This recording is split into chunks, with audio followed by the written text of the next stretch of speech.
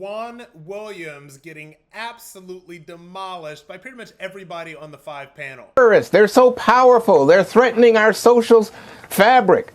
I mean, the reality is that his messaging Well, Juan, I mean, I think if you lived in Minneapolis, Minnesota, you'd probably agree that it did look like a war zone because everything's on fire and it cost $1 billion in damage. Now, look, you can keep showing the same footage again and again and again. But let me just say, it's real. Don't trust me on this. Don't trust me. Listen to the Wall Street Journal. In their lead editorial this morning, they said Trump is headed for a historic loss as millions of Americans are close to saying that they can't risk 4 more years of this. They can't stand it. They're talking about suburbanites. They're talking about women. They're even talking about seniors abandoning Trump. And I think that's why he's engaged in this kind of horrible imagery and language, because he doesn't have a message. He's not killing people in Chicago. He's not looting, Juan. These things are actually real. They're not fantasies.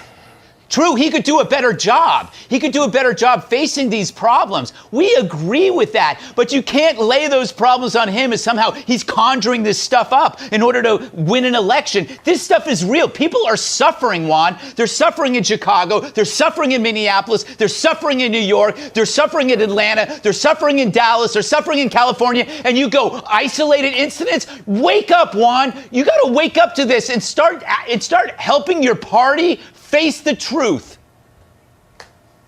Well, I think the truth is we've had black-on-black crime in this country for a long time, and I think the incumbent is Donald Trump. If he was about healing, reconciliation, if he was doing something to deal with those problems, maybe he'd have a better case. Maybe he'd have something to say about bringing Americans together. But he doesn't have anything to say, so he's back to American the president has pushed police reform and the Democrats rejected it, and he's offered them to help with the National Guard, and then you guys attacked him for being too brutal.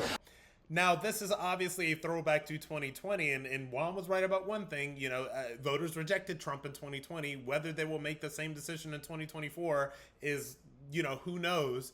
But the thing with Juan Williams when he used to be on Fox, obviously, again, that's a throwback. He is not with Fox anymore. Look, I don't mind a lib that has something interesting to say. I don't really mind watching a lot of the liberals. Like, I don't really mind watching somebody like a Donna Brazile. I don't really mind watching somebody like a James Carville, because every once in a while they'll have something interesting and maybe not super predictable to say.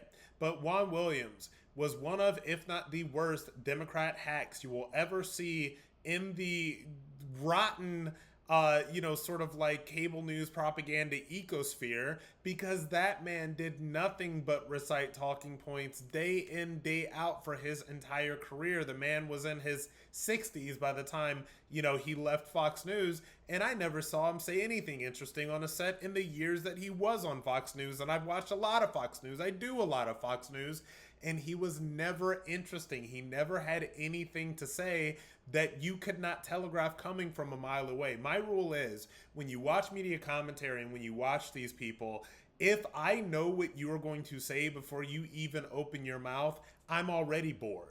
And Juan was that guy. You would know what he was going to say. He's going to toe the line. He made some sort of reference to the Wall Street Journal. It's all so tired. It's all propaganda. He moved on from Fox News to doing whatever it is that he's doing right now. Hopefully, it's something that will bore him and us a lot less than watching that.